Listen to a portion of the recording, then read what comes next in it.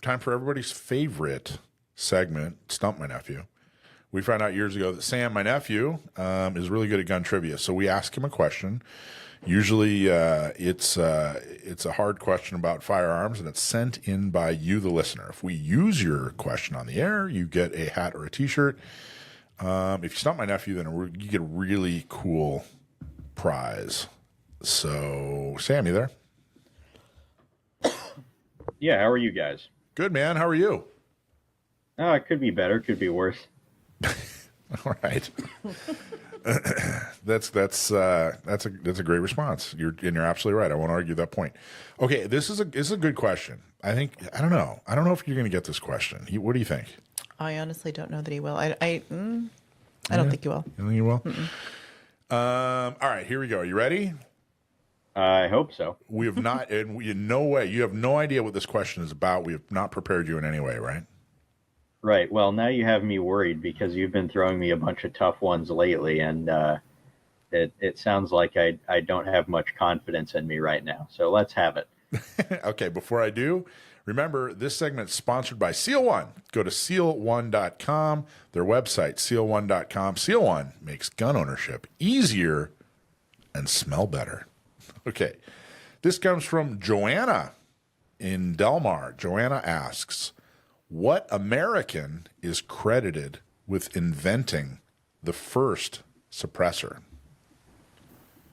Joanna from Delmar, site of the fairgrounds, right? Yeah, Yep. Formerly. By the way, commercially successful. Inventing the first commercially successful silencer. First commercially successful. Okay, Joanna from Delmar, thanks very much for writing in. What American was first credited? Which American was credited with inventing the first commercially successful firearm suppressor? Correct.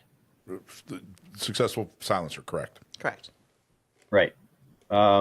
It's actually Hiram Maxim's son, whose first name escapes me at the moment, but it's Hiram Maxim was the guy who invented not the very first machine gun, but the first successful the first successful self-loading machine gun, i.e. not powered by an external source such as a crank like on a Gatling gun. So self-operating automatic machine gun that saw widespread military use. His son was also interested in engineering, also a talented engineer, and invented what was marketed as the Maxim silencer, perhaps giving rise to the common misnomer that it's the legal the legal term that applies to a firearm suppressor is silencer, and you'll hear people like in movies say, "Oh, this pistol is silenced. No one can hear it outside this room when it fires,"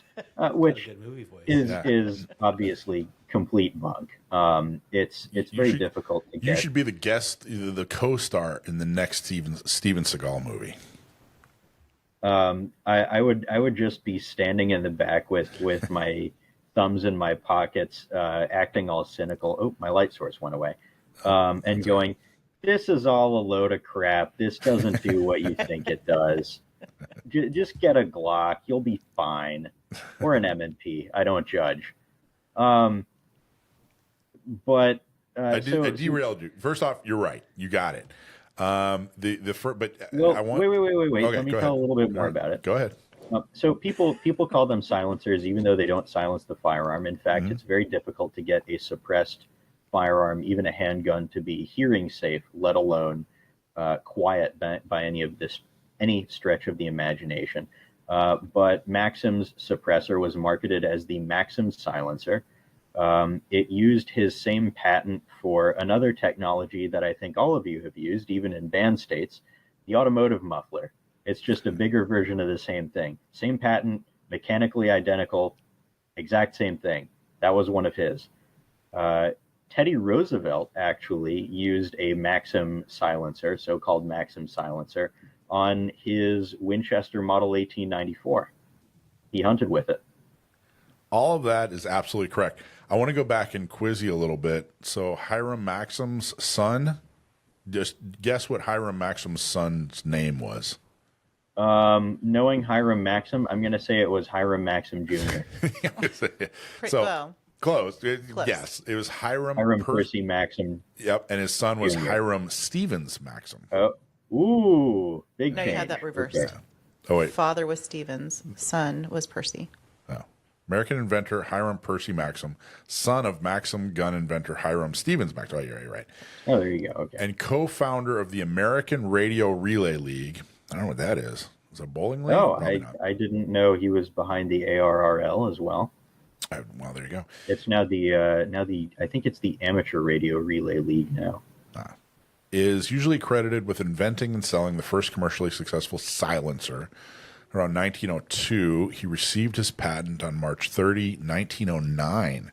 Maxim gave his device the popularly trademarked name Maxim Silencer. So he actually called it the Maxim Silencer, like you pointed out, Sam.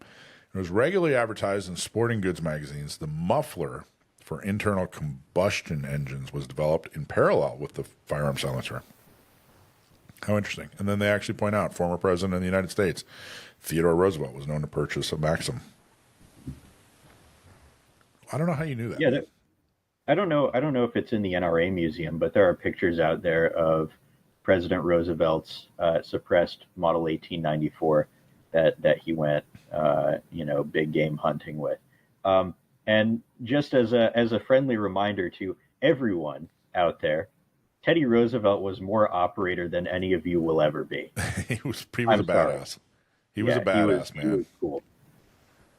And by the way, who took you to the NRA museum? You did. That's right. Your Uncle Mike. I'll have to make some time to go back for professional research purposes. I need to go there for work sometime. Nice. All right. Well, awesome job. Let's see. What's your name? Joanna from Delmar. You're going to get a hat or a shirt. Let us know what you prefer. And Sam, excellent job. You nailed it. You didn't just answer that. You absolutely nailed it. It's like you have the Wikipedia article like memorized practically. So good job. That surprised me. I didn't think you'd get it. Yeah.